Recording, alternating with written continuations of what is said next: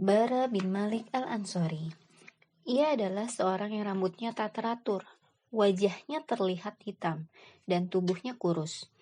Orang akan sulit untuk melihatnya dengan jelas dan bila dekat dengannya, mereka akan menyingkir darinya.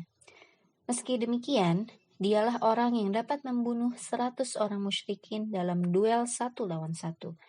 Belum lagi ditambah orang-orang yang berhasil ia bunuh dalam peperangan-peperangan yang lain. Ia seorang yang gagah perkasa sehingga membuat Umar harus menulis kepada para gubernurnya.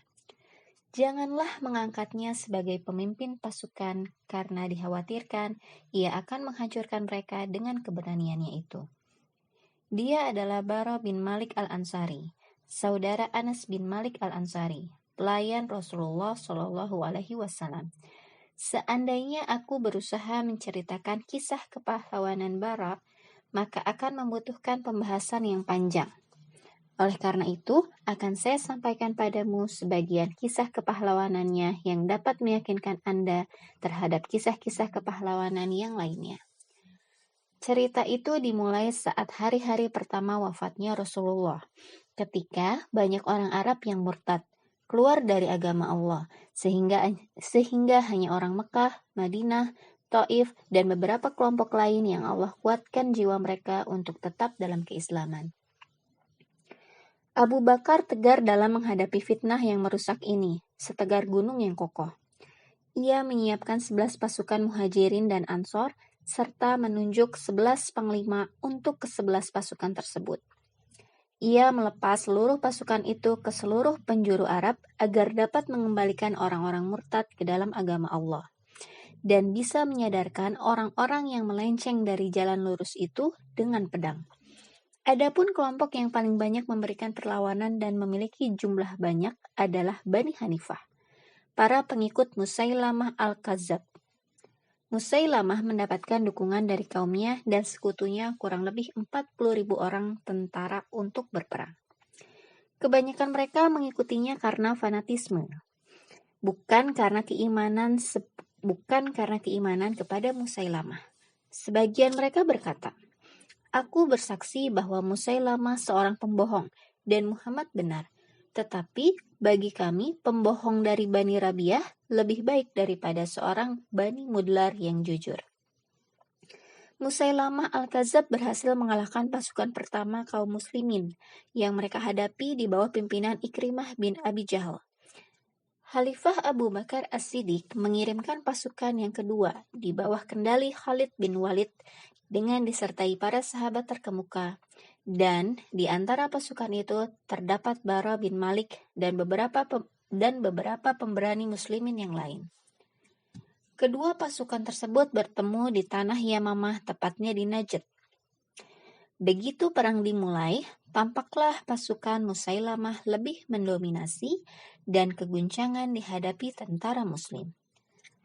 Mereka sempat berpikiran untuk mundur dari posisi saat itu sebelum akhirnya pasukan Musailamah mampu menyerbu kemah besar Khalid bin Walid dan merobohkannya. Bahkan mereka hampir saja membunuh istri Khalid bin Walid seandainya ia tidak mendapat jaminan perlindungan dari salah seorang mereka. Orang-orang Islam merasakan akan adanya bahaya besar.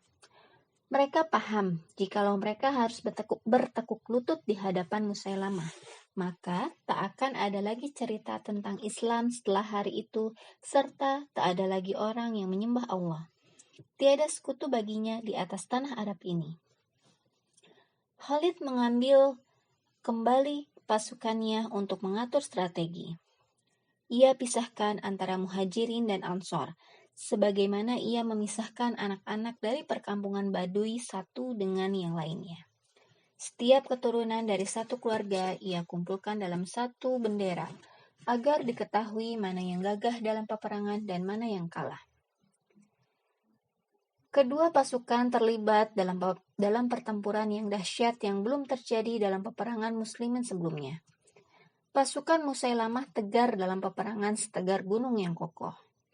Mereka tidak memedulikan banyaknya anggota pasukan mereka yang terbunuh. Orang-orang Islam memperlihatkan kepahlawanan yang luar biasa yang seandainya dikumpulkan, maka akan menjadi kisah kepahlawanan terbaik. Lihatlah kisah seorang Sabit bin Qais, pembawa bendera Ansor yang memakai kafan dan menggali kuburan sendiri. Ia turun ke dalamnya hingga separuh betisnya. Tetapi ia tetap kokoh dalam peperangan dan mati-matian membela kaumnya hingga akhirnya ia tewas menjadi syuhada. Lihat pula Zaid bin Khattab, saudara Umar bin Khattab yang berteriak-teriak memanggil-manggil muslimin. Wahai manusia, gigitlah geraham kalian, tebaslah musuh dan maju terus. Wahai manusia, demi Allah, aku tak akan bicara setelah kata-kataku ini selamanya hingga Musailamah terkalahkan.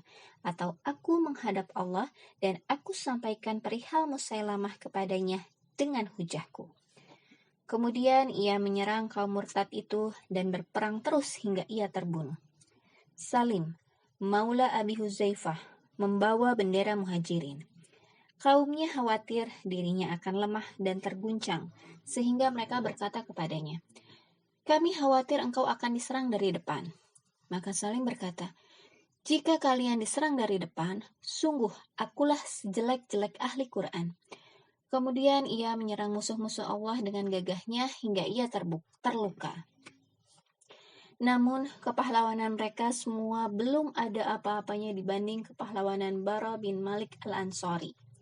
Syahdan, ketika Khalid melihat peperangan yang berkecamuk dan memanas, ia menoleh kepada Bara dan berkata kepadanya, "Pergilah kepada mereka, wahai seorang pemuda Ansor." Bara kemudian menemui kaumnya dan berkata, "Wahai orang-orang Ansor, janganlah masing-masing dari kalian berpikir untuk kembali ke Madinah. Tidak ada lagi Madinah bagi kalian setelah ini. Yang ada adalah Allah saja. Kemudian surga." Kemudian ia menyerbu orang-orang musyrik dan kaumnya mengikutinya. Ia tebas musuh-musuh Allah dengan pedangnya hingga Musailamah dan pengikutnya kacau balau. Mereka banyak yang lari berlindung ke sebuah taman yang dalam sejarah akhirnya disebut Taman Kematian karena banyaknya orang yang mati di dalamnya pada hari itu. Taman Kematian itu luas dengan tembok yang tinggi. Musailamah dan para pengikutnya menutup rapat pintu taman itu dan berlindung dalam ketinggian temboknya. Mereka menghujani muslimin dengan panah dari dalam, sehingga panah itu melesat laksana turunnya hujan. Saat itulah muncul seorang pemberani dari kaum muslimin yang bernama Bara bin Malik. Ia berkata, "Wahai kaumku, letakkan diriku dalam perisai kalian, dan letakkan perisai itu di atas tombak, dan lemparlah aku ke taman dekat pintunya. Mungkin aku akan menjadi syahid, atau aku akan membukakan pintu itu untuk kalian." Dalam sekejap, Bara bin Malik duduk di atas perisai. Tubuhnya yang kurus membuatnya mudah dilempar ke taman kematian di tengah ribuan tentara muslim. Ia turun ke sana laksana petir yang menyambar. Dengan pedangnya mampu berjibaku dengan mereka di depan pintu taman dan berhasil membunuh 10 orang dari mereka. Tubuhnya penuh dengan luka, baik karena lemparan panah maupun tebasan pedang. Pada akhirnya ia mampu membuka pintu taman. Orang-orang Islam pun beramai-ramai masuk ke dalam taman, baik melewati tembok maupun pintunya. Dengan pedang, mereka dapat menebas leher orang-orang murtad yang berlindung di tembok. Mereka dapat membunuh sekitar 20.000 orang dan juga berhasil menewaskan Musailamah al-Kadzab. Bara bin Malik dibawa ke kendaraannya untuk mendapat pengobatan. Sementara itu, Khalid dengan sukarela merawat Bara. Dalam waktu sebulan hingga Bara mendapatkan kesempatan dari Allah dan mendapatkan kemuliaan meraih kemenangan bersama kaum muslimin. Bara bin Malik senantiasa merindukan menjadi seorang syahid yang tak ia dapatkan dalam perang di taman kematian itu. Ia menerjunkan diri ke peperangan-peperangan setelahnya untuk mewujudkan impian besarnya, dan karena kerinduannya bertemu dengan Nabi, hingga terjadilah sebuah peperangan di Tustar, sebuah daerah di Persia. Orang-orang Persia bersembunyi di balik benteng yang tinggi, sementara orang-orang Muslim mengepung mereka seperti gelang yang melingkari pergelangan tangan. Ketika pengepungan berlangsung lama dan orang-orang Persia dalam keadaan terjepit, Mereka menjulurkan rantai besi dari atas pagar benteng yang digantungkan dengan besi baja yang sudah terpanaskan dengan api, sehingga lebih menyala melebihi bara. Rantai itu mengenai tubuh muslimin, sehingga banyak dari mereka terangkat ke atas. Ada yang meninggal dan ada yang hampir meninggal. Besi-besi itu membelit tubuh Anas bin Malik al-Ansari, saudara Bara bin Malik al-Ansari. Ketika Bara melihat saudaranya dalam keadaan seperti itu, ia segera melompat ke dinding benteng dan memegang rantai yang mengenai saudaranya. Tangannya berhasil mengeluarkan besi-besi itu dari tubuh Anas, sementara tangannya, meski harus terbakar dan mengeluarkan asap, ia tak memedulikan itu hingga ia dapat menyelamatkan saudaranya. Ia turun ke tanah setelah tangannya tinggal tulang tak berdaging. Dalam peperangan ini, Bara bin Malik al-Ansari berdoa, minta dikaruniai syahid, dan Allah mengabulkan doa tersebut. Ia gugur dalam pertempuran itu. Semoga Allah menyinari wajah Bara bin Malik di surga dan menyenangkannya melalui pertemuan dengan Rasulullah di dalam surga kelak.